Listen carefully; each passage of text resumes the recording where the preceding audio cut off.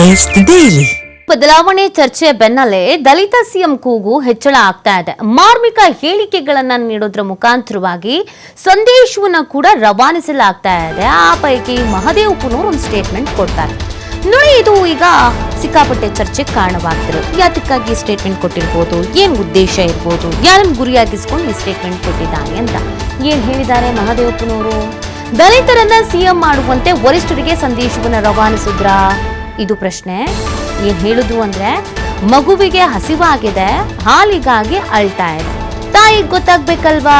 ಮಾರ್ಮಿಕವಾಗಿ ಹೇಳಿಕೆಯನ್ನ ನೀಡಿರುವಂತದ್ದು ಸಚಿವ ಎಚ್.ಸಿ. ಮಹದೇವಪ್ಪ. ಮಹದೇವಪ್ಪನವರ ಮಾತಿನ ಹಿಂದಿರುವಂತಹ ಸಂದೇಶ ಏನು? ದಲಿತರ ಸಂಕಟ, ಅಸ್ಪೃಶ್ಯತೆಯ ನೋವು ಅವ್ರಿಗಷ್ಟೇ ಗೊತ್ತು ಅಂತ ಹೇಳಿದ್ಯಾಕೆ? ಎಚ್.ಸಿ. ಮಹದೇವಪ್ಪ ಅವರ ಮಾತಿನ ಹಿಂದಿರುವಂತಹ ಆ ಅರ್ಥ ಏನು? ಯಾರಿಗೆ ಸಂದೇಶ ಕೊಟ್ರು? ಯಾಕೀಗ ಈ ಮಾತನ್ನು ಹೇಳಿದ್ರು?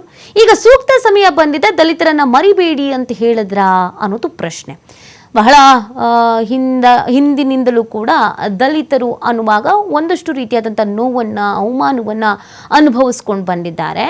ಮಗುವಿಗೆ ಹಸಿವಾಗಿದೆ, ಹಾಲು ಬೇಕು ಅಂತ ಅಳ್ತಾ ಇದೆ, ಈ ಸಂದರ್ಭದಲ್ಲಿ ಕೊಡಬೇಕಲ್ಲ ಅಂದರೆ ಇಲ್ಲಿವರೆಗೂ ತಿಂದಿರುವಂಥ ನೋವನ್ನು ಸಿ.ಎಂ ಸ್ಥಾನ ಅಂತ ಕೊಡೋದ್ರ ಮುಖಾಂತರವಾಗಿ ರಾಜ್ಯದ ಸಿ.ಎಂ ಒಬ್ಬ ದಲಿತ ಆದರೆ ಆ ಇಡೀ ಸಮುದಾಯಕ್ಕೆ ಒಂದೊಳ್ಳೆ ಶಕ್ತಿ ಬರುತ್ತೆ, ಪ್ರಾಬಲ್ಯತೆ ಬರುತ್ತೆ, ಗೌರವ ಸಿಗುತ್ತೆ ಅನ್ನುವಂಥ ಅರ್ಥದಲ್ಲಿ ಮಾತನಾಡಿದ್ರ ಹೈಕಮಾಂಡ್ಗೆ ಇದೇ ಸಂದೇಶವನ್ನು ಈ ಮಾತಿನ ಮುಖಾಂತರವಾಗಿ ರವಾನಿಸಿದ್ರ ಅನ್ನೋದು ಪ್ರಶ್ನೆ.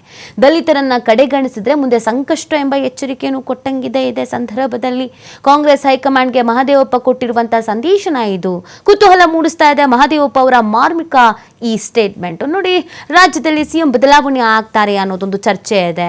ಅದರ ಜೊತೆಗೆ ಸಚಿವ ಸಂಪುಟ ಪುನಾರಚನೆ ಆಗುತ್ತೆ ಅಂತ ಹೇಳ್ತಾ ಇದ್ದಾರೆ.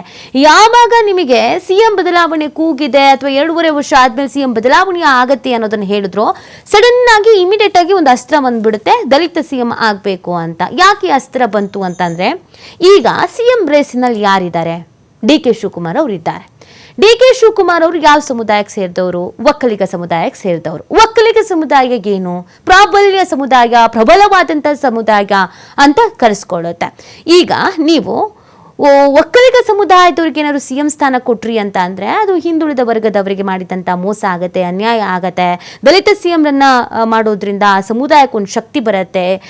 ಮತ್ತು ಕಾಂಗ್ರೆಸ್ ಯಾವಾಗಲೂ ದಲಿತ ಸಮುದಾಯದ ಜೊತೆಗೆ, ಹಿಂದುಳಿದ ಸಮುದಾಯಗಳ ಜೊತೆಗಿದೆ ಅನ್ನೋ ಮೆಸೇಜ್ ಪಾಸ್ ಆಗುತ್ತೆ ಅನ್ನೋದನ್ನ ಈ ಮಾತಿನ ಮುಖಾಂತರ ಹೇಳ್ದಂಗಿದೆ.